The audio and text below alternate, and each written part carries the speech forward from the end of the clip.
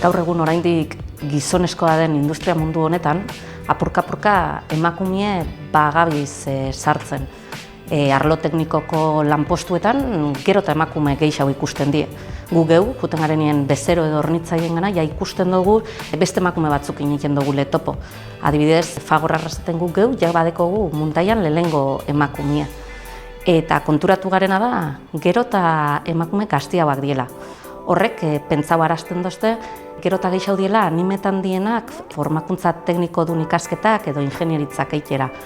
Orduenik, esango notzieke edozein emakumei industria mundua gustetakona edo arlo teknikoan interesatuta dauenai, formatu deitela, ikesi deixela gustetan jakon hori eta industria munduan murgildu deitela.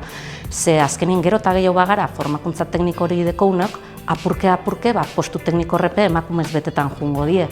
Eta igual ez da izango guk nahiko gendun besteko harine, baina helduko gara berdintasun baterutz, denborakin, klaro.